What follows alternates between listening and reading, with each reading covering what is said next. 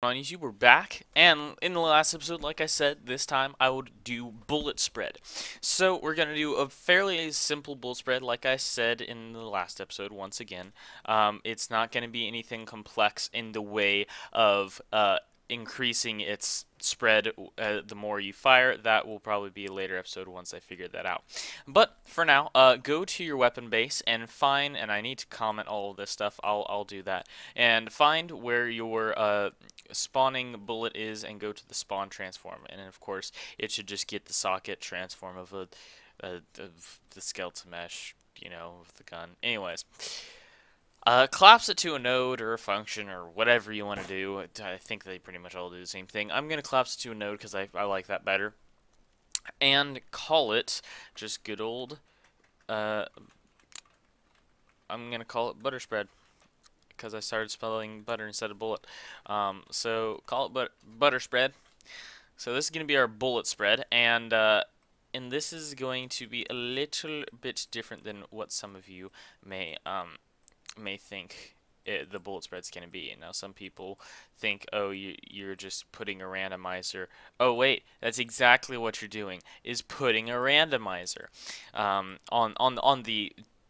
the rotator variables, of course. So that's literally all we're doing. We're just making a randomization system, if you will. So get the location, and actually we need to break this.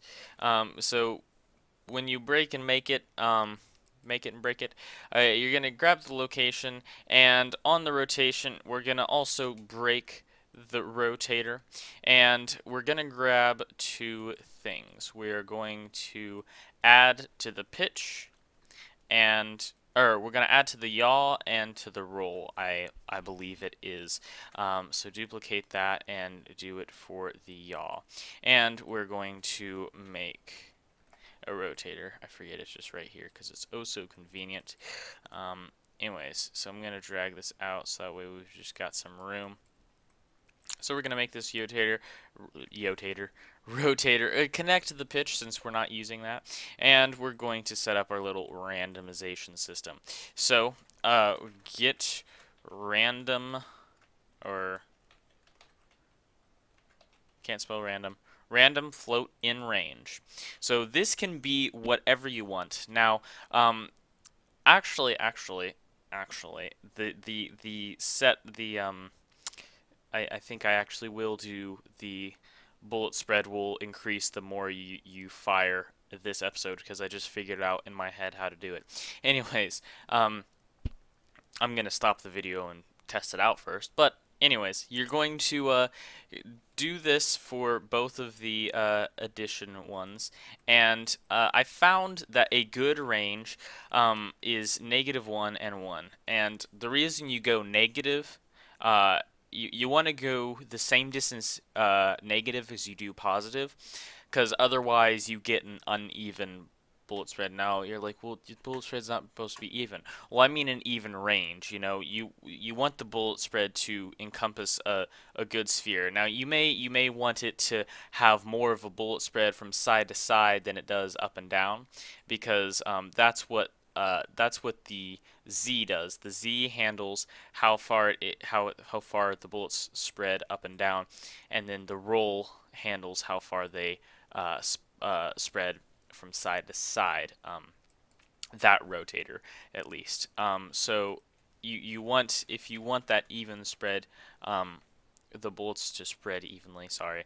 That's you're going to want to go, or the same amount negative that you do positive, because otherwise, you'll if say okay, let's use the grid as an example. Okay, let's say that this is your bullet spread. Okay, this is the center of your gun. Okay, and we've got these little grids. I wish there was something that's more even.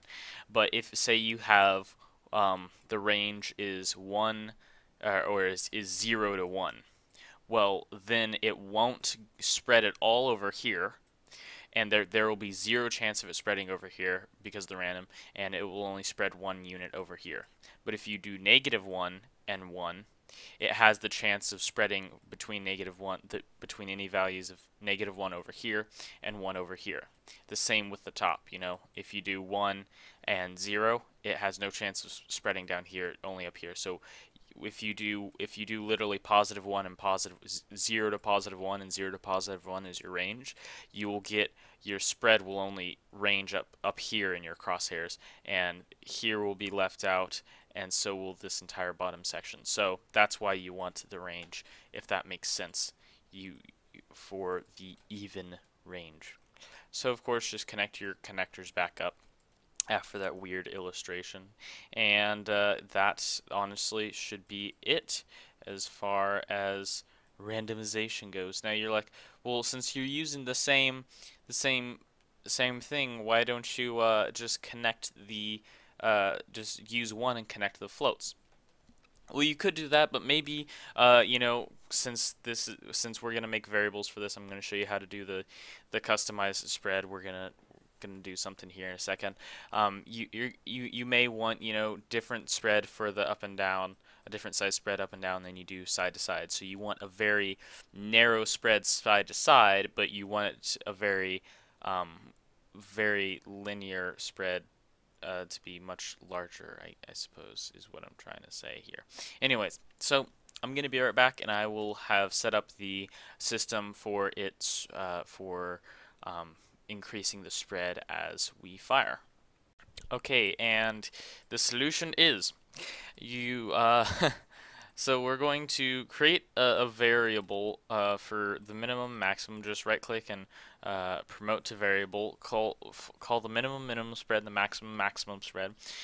Since pretty much I'm not planning on having a different spread for the up and down, or the up and down, side to side, I'm just using the same variable. Just make sure you use you have to use a different random float and range, because when I stopped to test stuff out, I connected this to the same one, and it does not make an even. It throws things off. It does it as a diagonal. It'll make stuff as a diagonal. Now it'll randomly like do a point here, and it's just bad. So you will you will actually still want to make it like that, exactly like that. And to make the bullet spread change as we fire, that's a different story. So we're going to go to our sequence and grab off our bro dude trigger released, and this is so that way after. Actually, I'm doing this backwards. I should explain this first. I am so sorry. After our actor bullet, spawn actor bullet, and the current ammo and the set trigger release to false, we will want to ow, ow, ow. Sorry, I'm moving in my chair. We'll want to sequence this. So create a new sequence, and if for some reason it's being difficult with you, just duplicate this one, remove all the pins. That's because that's what I had to do. Anyways, so set the minimum spread and set the maximum spread. And on the minimum spread, minus -5 from minimum spread, and maximum spread plus 0.5. Sorry, minus 0.05 and plus 0.05 from the max spread. And so you can do a little bit more, a little less, but it can be slightly difficult to notice. Also, sorry, one quick note. If you don't connect the scale, that can also throw things off, FYI. So you might want to connect the scale. Anyways, back to playing. So I'm going to grab this. I'm going to aim down sights, since this is the only gun we can actually aim down sights with. You can see the bullets spread, and then they get more and more far apart, and then it's back to normal. So that's how we get it back to normal, because otherwise if we don't do this other part that I was trying to show you, if you don't do this part, then it will just keep growing and keep growing and keep growing. Honestly, it will, and it's pretty ugly. So if trigger released is true, then we will need to set minimum spread to -1 and set maximum spread to 1. Excuse me.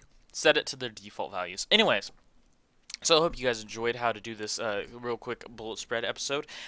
If you have any more suggestions, I have a website that's been up for a couple weeks now. About a month, something like that. I don't know. Anyways, you can leave all of your suggestions, or if you've got problems and errors, you can put them in that form as well. But you can leave all your suggestions in the form, any problems and errors, anything about the tutorial series in that form. Anyways, thank you guys so much for watching, and because I know you hit that subscribe button or that like button if you haven't already, thank you for that too. Please stick around for the other episodes because I've got more coming out.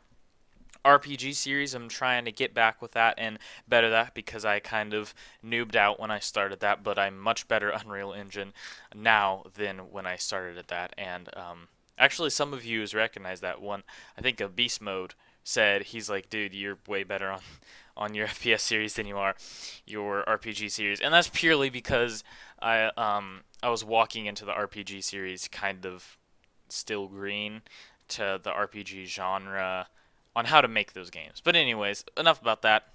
Thank you so much for watching the video, and I will see you in the next episode.